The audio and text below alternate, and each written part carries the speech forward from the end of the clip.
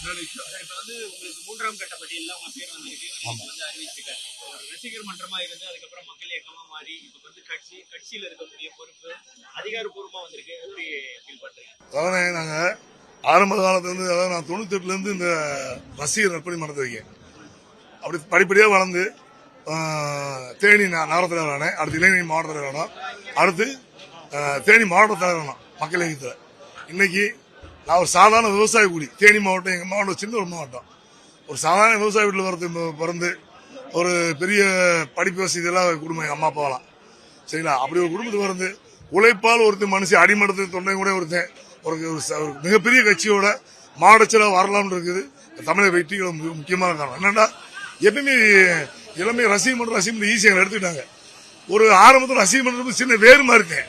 இன்னைக்கு தமிழக வெற்றிகளம் மிகப்பெரிய பல ஆயிரம் பேர் கொண்ட ஒரு ஆலமரம் மாதிரி. இது நீ தொட்டு கூட யாருனாலும் பார்க்க முடியாது. நீ சொல்றாங்க இப்போ தமிழ்நாட்டில் 3வது பெரிய கட்சின்றாங்க, அதான் கிடையாது. 2026 தமிழ்நாட்டின் முதல் பெரிய கட்சி தான் தமிழக வெற்றிகள் இருக்கு. அது எங்க தளபதி எல்லாமே 2026 22 2026 முதல் எங்க தளபதியார் வாழும் வரை எங்க தளபதியார் மட்டும் முதலமைச்சர். காரணம் மக்கள் நல்லா செய்வாங்க. தளபதி என்ன சொன்னாங்கன்னா, மக்களுக்கான அரசியல் நம்ம பண்ணணும். அதாவது நம்மளால சின்ன சின்ன அரிசி கொடுக்கலாம், பருப்பு கொடுக்கலாம், எல்லா விஷயம் கொடுக்கலாம் செய்யலாம்.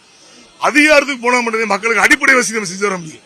அப்ப என்ன செய்யணும்னா, எங்களுக்கு நாங்க இந்த பெரிய பெரிய தலைவர் பிறகு தான் கொண்டாடுறாங்க, ஒரு லட்டு கொடுத்துட்டு பெருசாக கொண்டாடிக்கிறாங்க. நாங்க எங்க தளபதியா பிறந்தனால ஒவ்வொரு மாவட்டத்திலும் ஒவ்வொரு நகரத்திலையும் லட்சக்கணக்கான நலத்திட்டம் பண்ணுவாங்க. மேக்சிமம் காமிக்க மாட்டாங்க. அப்ப சின்ன சின்ன விஷயத்தை பண்றது பெருசா நம்ம காமிக்கும் போது நம்ம ஏன் பெருசா பண்றத அதிகாரத்தை உட்காந்து நம்ம மக்கள்கிட்ட கொண்டு சேர்க்கக்கூடாது? அப்ப எங்க தளபதி வந்து இன்னைக்கு உச்சமான இடத்துல இருக்காரு. யாரும் பணம் காசு வேணாம்னு சொல்லுவாங்களா? எனக்கு தெரிஞ்சு பணம் காசு மேல வெறுத்து வந்தவரையும் புத்தர்.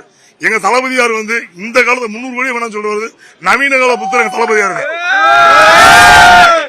புதுசா வந்து கட்சியில இணைஞ்சிருக்காங்க, மாநில பொறுப்பு ஆதவர்ஜனா இவங்கெல்லாம் வந்திருக்காங்க. இது வந்து உங்களுக்கு கட்சியா ஒரு மாவட்ட நிர்வாகி எப்படி பாக்குறீங்க? எங்களுக்கு நான் வந்து இன்னைக்கு வந்து ஒரு புது கட்சி இன்னொரு ஒரு எலெக்ஷன் சந்திக்கல. வந்தாரே வாழ வைப்போம். தமிழகம் மாதிரி தமிழகம் வந்தாரே வாழ வைக்கும். தமிழகத்தில் யாரு வந்தாலும் வாழ வைப்போம். ஆனா எங்களை நம்பி யாரும் வரலாம். பதவி கொடுத்திருக்காங்க, விஜய் கையால வாங்கிருக்கீங்க, எப்படி இருக்கு, என்ன சொன்னாரு?